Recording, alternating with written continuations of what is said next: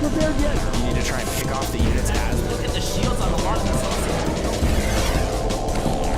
Oh my god, the drone's gonna take him!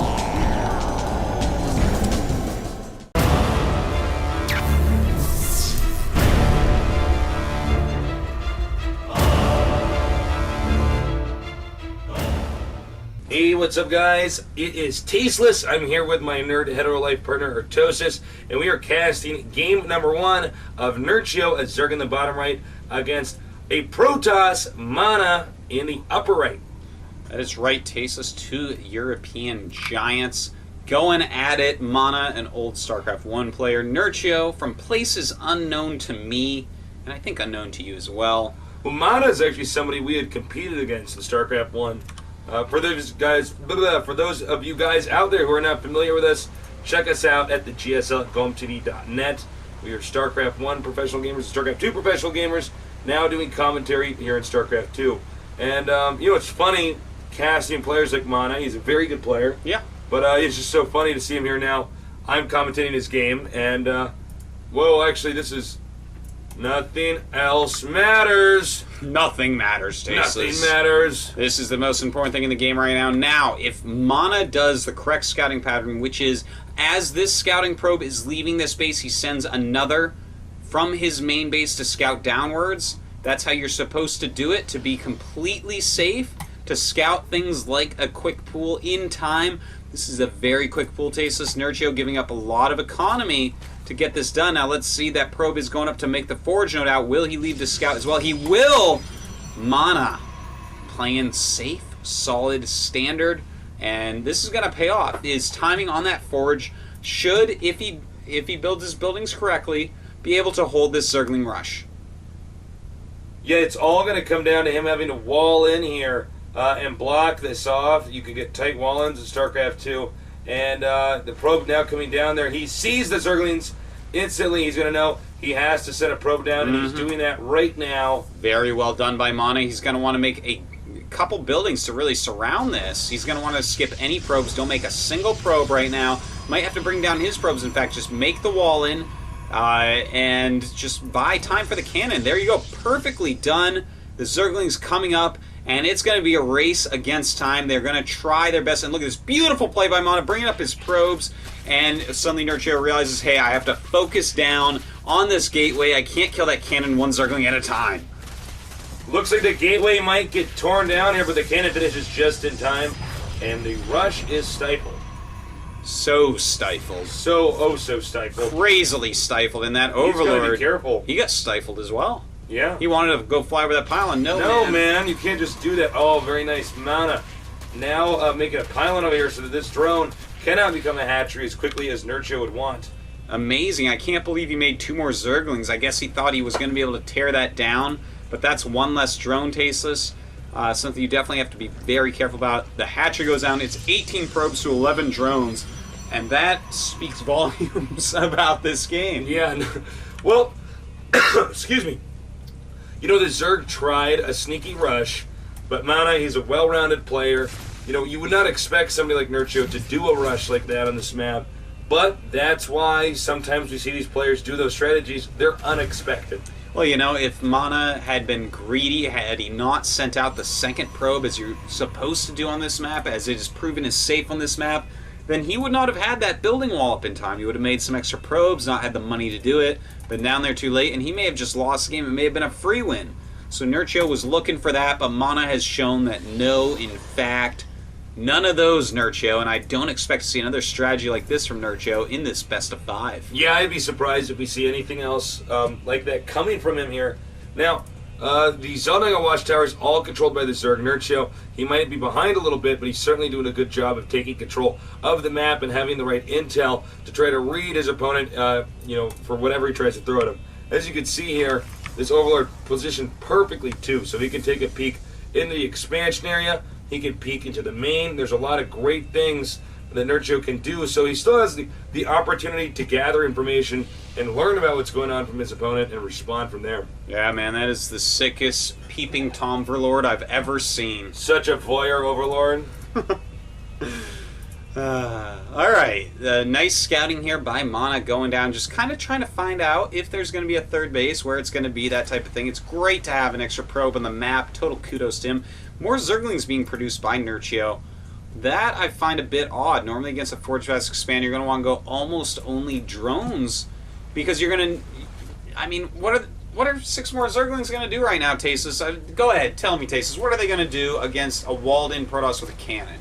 Well, the only thing I could think of that they would do is if he was going to go for a Baneling bust after this. Yeah. But, you know, he doesn't have that Baneling's nest, so I'm a little bit confused as well. Also, considering that this Overlord has been able to see everything that the Protoss is doing, I don't understand the decision to make the Zerglings. Yeah, that was actually just simply put a wrong decision there. You know, that happens. There's so much money on the line at this point, Tasis. It is the loser bracket finals. Your chance at being a champion is either going to come alive or be shot down terribly, like the ducks that Tasis hunts in the swamps of Korea. Man, the only ducks I hunt are in duck hunt. Oh, that's with my terrible. Nintendo gun. Yeah. What are you talking about me hunting ducks, man? I don't want to hunt any ducks, man. Oh, please. I know who you are, Tasis. You know I actually kill ducks all the time, and I'm ruthless. I break their necks like Steven Seagal. So, the Void Ray is on the way. This is pretty common for Protosses to do when the Zerg... this is pretty common for Protosses to do when the Zerg, is on a map like this. You get one Void Ray out, you can kill the Overlords that we see here.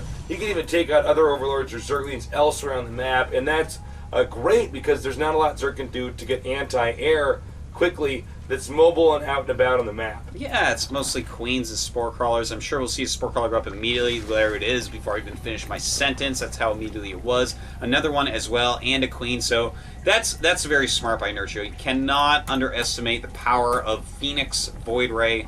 Really, the only thing that's pretty immune to that is spore crawlers. The queens are just going to be kind of a support, a mobile support for that.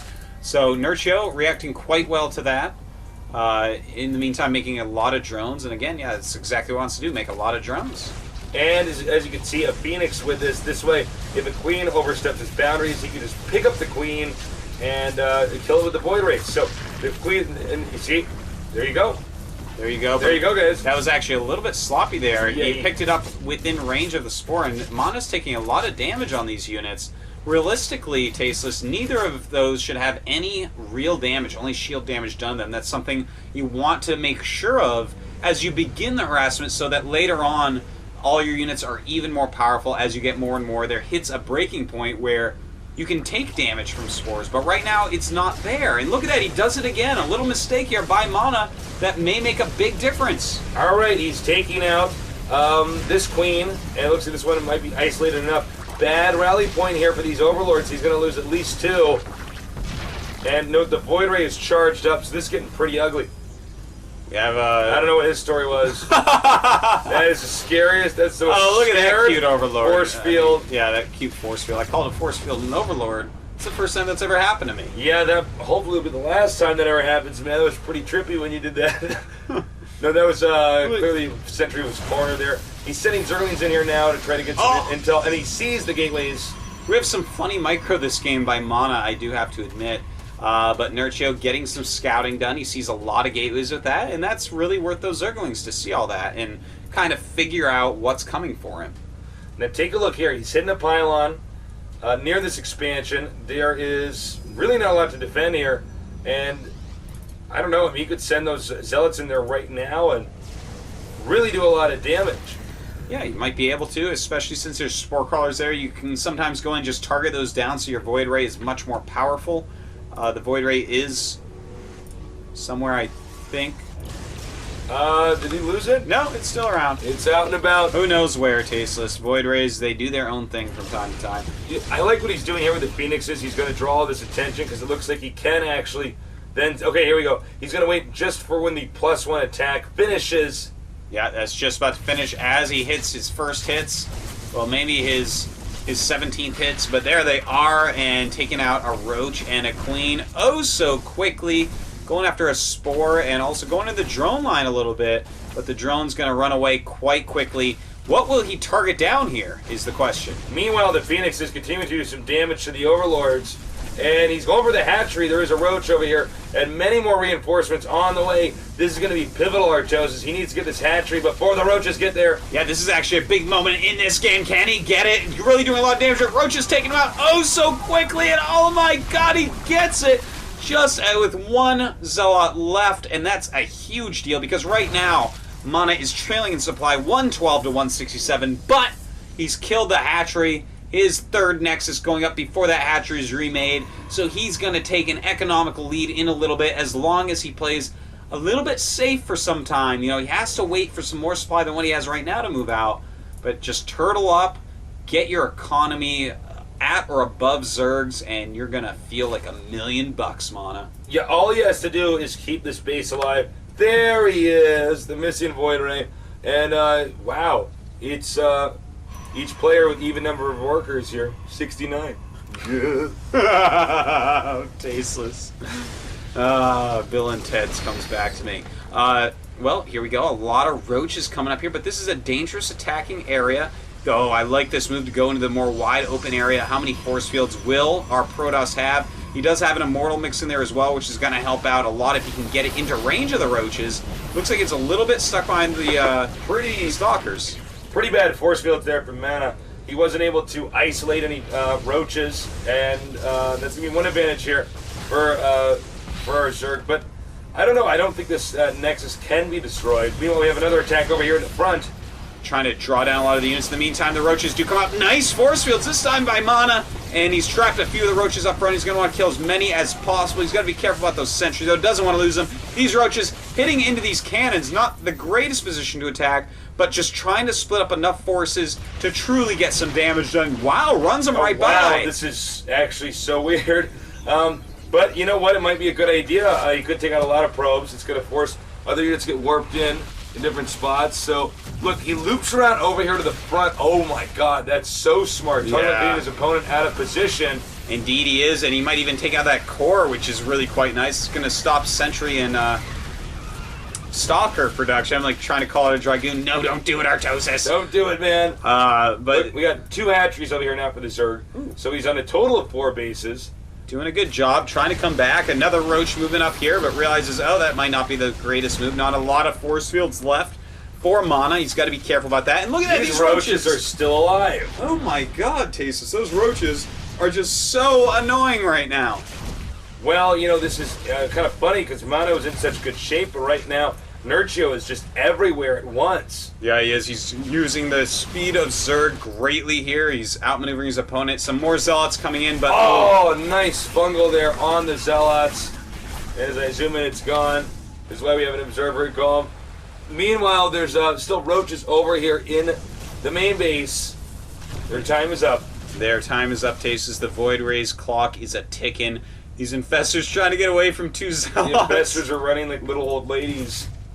And a queen going against that Zealot, but the roaches, they don't care. They turn a blind eye. This isn't how you do it, Tasteless. This is not how you live in a Zerg society. No, you're supposed to help those in need, especially if they're queens, and we'll take out the rest of the Zealots and secure his expansion, but the supply is not too far off, 166 to 144. If we look, it's 57 probes now to 84 drones, but that just means that Protoss has a very powerful army right now, and that's pretty true. He's got a pretty nice army at the moment. The Zerg, though, he does have some room to kind of recover. Note the Zerg does have a lot of extra minerals, too, almost 2K.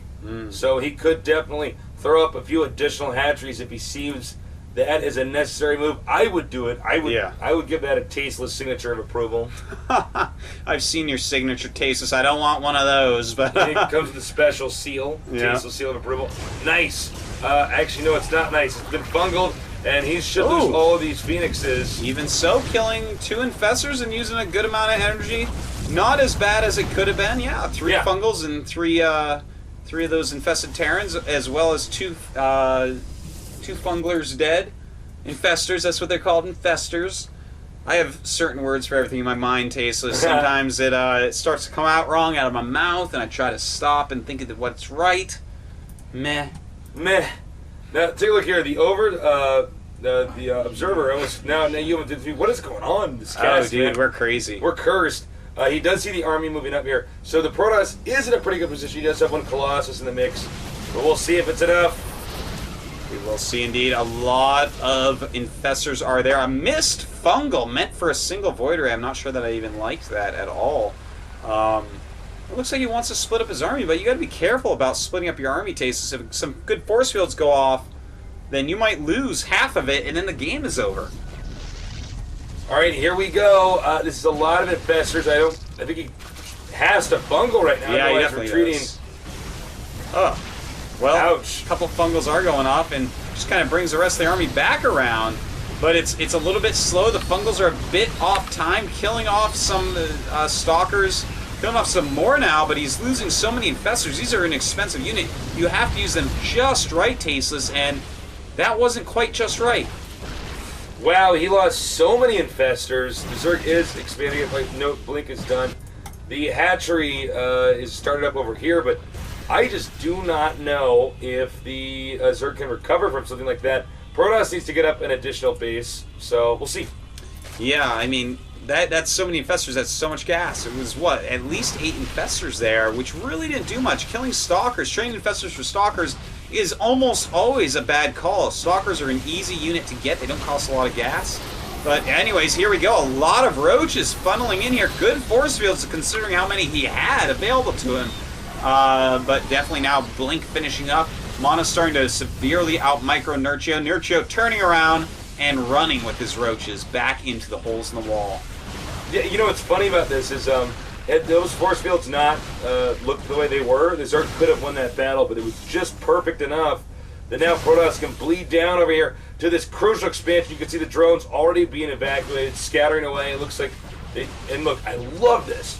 Just a few over there to attack the expansion. Meanwhile, the Zerg are attempting to get into where the reinforcements are. And here we go, some Fungals off on the Stalkers. Not enough Zerg units right here. Where are they all? 18 Roaches in production. That's where Tasteless.